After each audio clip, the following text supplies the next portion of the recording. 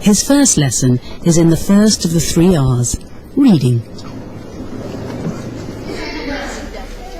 I haven't got a peg, so could you hold that? Thanks very much. Reading is the most argued over subject in the curriculum, seeming to go through one fad after another. Today appears to be no different.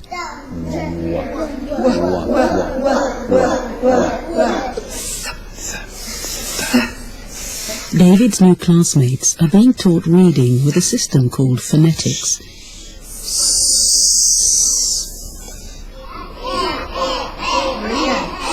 Here it's all about sounds, not words on a page.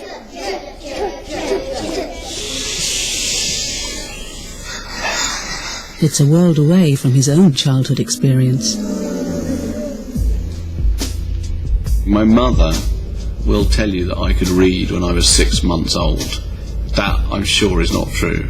What I can remember, obviously, is being involved in Dolly, learning to read, and just one day she couldn't do it, and then one day it seemed that she could. She got it. Now, how a child reaches this landmark is at last being understood. A huge reading experiment is underway, which requires children to do something rather weird. 11-year-old Kasia is having her brain monitored, not as she reads, but as she listens to beeps. David is here to meet the neuroscientist who devised this puzzling experiment. So what kind of sounds is Cassia actually hearing? She's hearing very simple beeping noises. So, for example, because you and I can see this screen, we know which sound is subtly different from the others. Every time you see deviant, D-E-V, it's a subtly different sound in terms of how abruptly it starts. And what we're interested in, it's very subtle. For David, this seems a long way from reading. I'm going to have to stop there and say there's something I don't understand about that, which is that why is the acquisition of a reading brain not mainly about seeing words and letters on a page? How come it's mainly about sound? Because the words and letters on the page are speech written down. It's a simple answer. So it's not individual differences in visual learning that determine how well or how poorly a child learns to read. It's individual differences in the language system, and it's to do with the sound structure of words. So to be able to read, you first have to recognize the individual sounds that make up our language. These are then put together to make words. The sounds that she's hearing, if they were words, what would they be? Well, for example, a word can start very abruptly, like with a p sound or a b sound, or it can start much more gradually, say with a w sound or a l sound.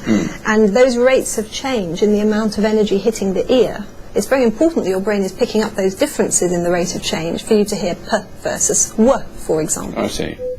Although Kasia is not even conscious of it, her brain scan shows that she is able to recognize these subtle differences, and so has entered the world of reading. Not all children will. My understanding of dyslexia has always been that something in the shapes of letters is what causes confusion. No, I think research has shown very clearly that that isn't the case. Your visual learning is fine. It's not about vision. It's about the sounds that you should already have in place in your brain in order to do that visual learning. There's nothing wrong with their hearing, but what we're finding is that there's particular aspects of sounds that their brain is just not very efficient with. Is there things that you found out here that should change the way that our children are taught to read? Well, I would say it impacts certain things that early years teachers have always done, but it shows why they're important. Playing a musical instrument in time with singing, anything that involves rhythmic coordination. Because nursery rhymes and songs repeat and exaggerate the sounds of language, they seem to help children develop this skill. So play involving music and rhyme, things that are fun, in fact, like singing and music, will help children learn to read. It will help their language system develop. That's the sort of counterintuitive bit of this research. And if you've got that strong sound structure system in your brain, then you'll be able to learn to read much better.